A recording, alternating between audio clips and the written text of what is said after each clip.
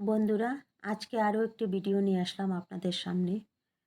যা যা লাগবে রান্নার সব এখানে ধুয়ে কেটে রেখে দিয়েছি রেডি করে। আর তারপর মাছগুলো ভেজে নিলাম, মাছের মাথাটাও ভেজে নিলাম। আর এখানে বসিয়ে দিলাম ওলকপি আলু মাছের মাথা দিয়ে করব। মাছের মাথাটা ভীষণ বড় ছিল, রাখলে হয়তো নষ্ট হয়ে যাবে, তাই বানিয়ে নিলাম আজকে। মাছের মাথা দিয়ে দিয়েছি, ধনিয়া পাতা হয়ে গিয়েছে বন্ধুরা। আলু ওলকপি মাছের মাথা দিয়ে আর এখানে বসিয়ে নিলাম একটা পাতলা ঝোল করব মাছের।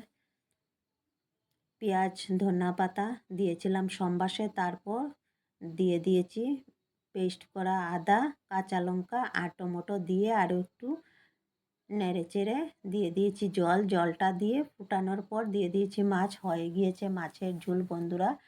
এখন ধনিয়া পাতা দিয়ে নামিয়ে নিলাম, কালারটা ভীষণ সুন্দর এসেছে। তারপর বসিয়ে নিলাম লোকাল চিকেনটা একসাথে মশলা দিয়ে বসিয়ে দিয়েছি বন্ধুরা। আলাদা আমি আর কিছু এটাকে ম্যারিনেট করি না, আলাদা এটাকে একসাথেই আমি মশলা দিয়ে বসিয়ে দিই। ভীষণ ভালো আছে, দেখেন ভেঙে গেছে, কষানোর সময়ও ভেঙে গেছে, একদম নরম মাংসটা। কালারটাও ভীষণ সুন্দর এসেছে, একদম শুকিয়ে গিয়েছে জল। মশলাতে জল থাকে, মাংস ধোয়ার পরেও অনেক জল থাকে, এইটাতেই ভালোভাবে এটা কষানো হয়ে যায় বন্ধুরা, সেদ্ধ হয়ে যায় পুরা।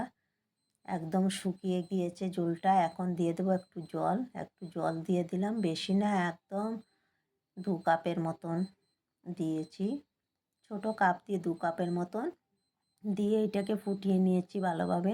আলাদা একটু জল না দিয়ে ফুটিয়ে নিলে ভালো লাগে না, ফুটিয়ে না নিলে, তাই আমি আলাদা আর একটু জল দিয়ে ফুটিয়ে নিয়েছি। আর গরম মশলা দিয়ে দিয়েছি বন্ধুরা। হয়ে গিয়েছে, দেখেন কেমন হয়েছে, কালারটা ভীষণ সুন্দর এসেছে বন্ধুরা। আমার ভিডিওটা যদি ভালো লাগে একটা লাইক শেয়ার কমেন্ট করে দেবেন।